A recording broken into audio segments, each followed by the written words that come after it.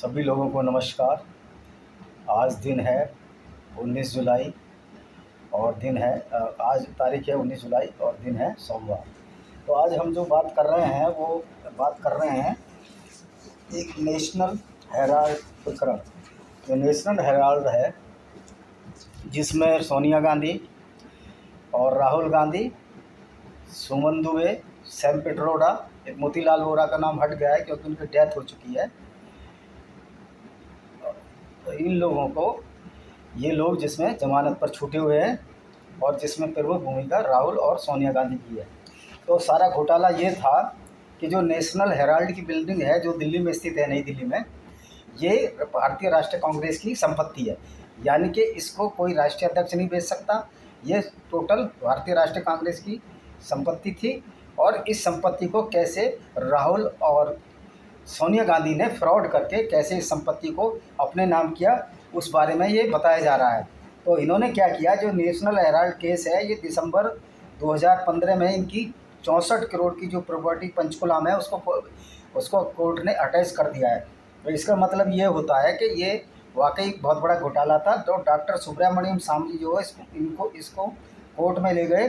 Patiala house, माननीय Patiala house ने, जो न्यायालय है पटियाला हाउस का, उसमें इनको राहुल गांधी, संजय गांधी, सुमन दुबे और सैम पिट्रोडा इंक्लूडिंग मोतीलाल वोरा को दोषी माना 26/6/2014 को। तो इन्होंने क्या किया, जो कांग्रेस सोनिया गांधी ने एक एसेट कंपनी बनाई जिसका नाम था एसेट कंपनी जनरल लिमिटेड, यानी AGLC बनाई 26/2/2011 में, और उसको इन्होंने 90 करोड़ लोन दिया। यानी कि अपनी ही खुद की कंपनी बना के, जिसमें ये मेंबर थे जिनका मैं बात बता चुका हूँ, उसको 90 करोड़ लोन दिया। और लोन देने वाला कौन था? मोतीलाल वोरा क्योंकि कांग्रेस के ट्रेजरर थे या खजांची थे, कोषाध्यक्ष थे। तो मोतीलाल वोरा ने किसको लोन दिया? मोतीलाल वोरा ने सोनिया गांधी, राहुल गांधी, सुमन दुबे, सैम पिट्रोडा और खुद अपने आप को भी लोन दिया कि मोतीलाल वोरा भी उस कमेटी में थे, उस कंपनी में शामिल थे। यानी कि मोतीलाल वोरा ने खुद अपने मोतीलाल वोरा को ही लोन दे दिया। उसके बाद क्या किया, इन्होंने जो 90 करोड़ बनाए थे उसके इन्होंने 10-10 रुपये के 9 करोड़ शेयर जारी कर दिए। जब 9 करोड़ जब शेयर का जारी कर दिए तो इन्होंने फिर एक यंग इंडिया नाम की कंपनी बनाई, यंग इंडिया कंपनी बनाई, जिसमें सोनिया की 38% हिस्सेदारी है और राहुल की 38 और मोतीलाल वोरा, ऑस्कर फर्नांडीज की 24% थी कुल मिला के। तो ये जब कंपनी बन गई तो ये जो शेयर खरीदे थे इन लोगों ने, सारों ने इतनी हिस्सेदारी के, ये सारे यंग इंडिया कंपनी को शेयर जो है 90 करोड़ के इनको ट्रांसफ़र कर दिए। यानी कि अब ये जो पैसा आ गया राहुल, सोनिया, मोतीलाल वोरा और सैम पिट्रोडा आदि के आधे पत्ते में आ गया। और लोन दिया था कांग्रेस के कोषाध्यक्ष ने, और लोन लेने वाला भी मोतीलाल वोरा थे और लोन देने वाला भी मोतीलाल वोरा था। उसके बाद ये जो कंपनी है कि जो शेयर थे ये सारे यंग इंडिया को ट्रांसफ़र कर दिए गए।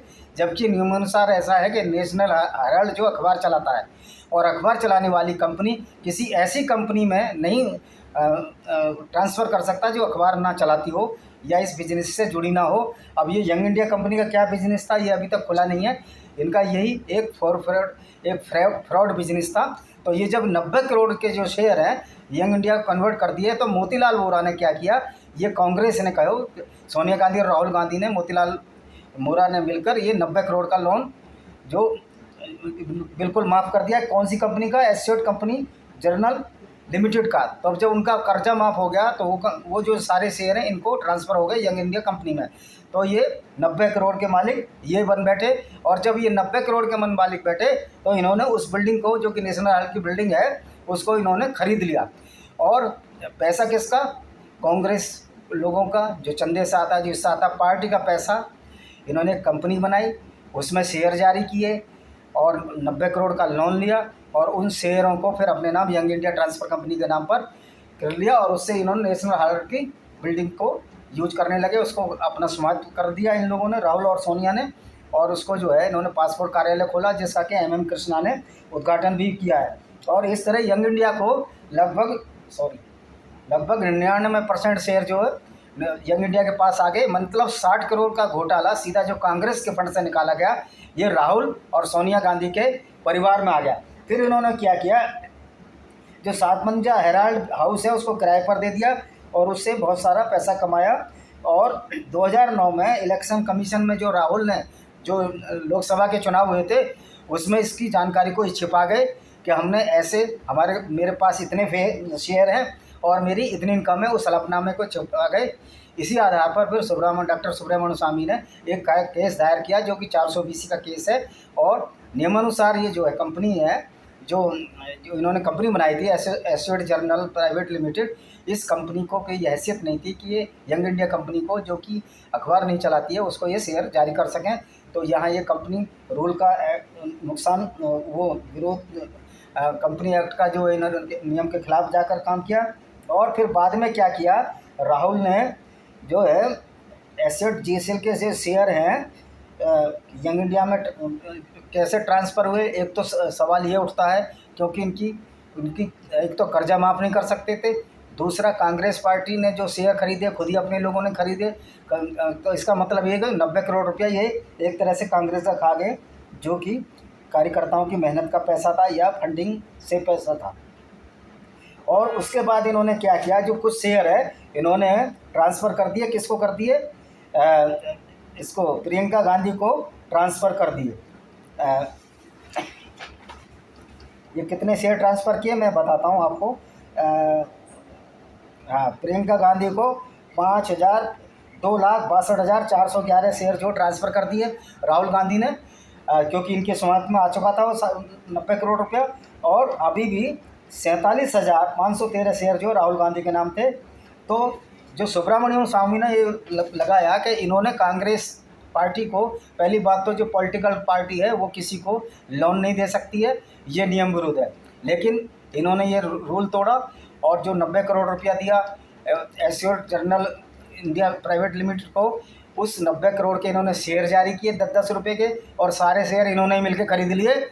और जब इन्होंने मिलकर खरीद लिए तो ये इनकी पूरे 4-5 लोगों का हो गया। और उसके बाद मोतीलाल वोरा ने उन 90 करोड़ को माफ़ कर दिया, खरीदने वाला भी मोतीलाल, बेचने वाला भी मोतीलाल, क्योंकि मोतीलाल उस समय कोषाध्यक्ष थे, उनका अब निधन हो चुका है।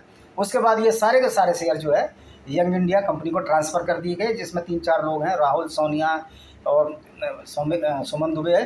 तो ये जो 90 करोड़ जो खा गए और उसकी जो बिल्डिंग का स्वामित्व जो है इनके हाथ में आ गया, जिसको ये किराए पर चला रहे थे, ये नियम विरुद्ध था। और इसी वजह से सुब्रमण्यम स्वामी में इन्होंने चीटिंग, सुब्रमण्यम स्वामी जी ने इन पर चीटिंग का आरोप पटियाला हाउस में लगाया और माननीय पटियाला हाउस ने इनकी एक पंचकुला में जो 64 करोड़ की संपत्ति को सीज कर लिया, जो कि इनकी पर्सनल संपत्ति थी। तो इस तरह ये बहुत बड़ा घोटाला हुआ। कांग्रेस का फंड, जो कि उनके नेताओं का, उनके कार्यकर्ताओं की मेहनत का फंड था, उनको खर्च करने के बजाय इन्होंने अपने परिवार को फ़ायदा पहुंचाया। और ये इनकी कांग्रेस की नीति, ये सोनिया और गांधी परिवार की यही नीति रही है। अब आप इसको मोटे अंदाज में ये समझ सकते हो, जैसे कि एक छोटी इकाई हमारी ग्राम होती है, गांव होती है।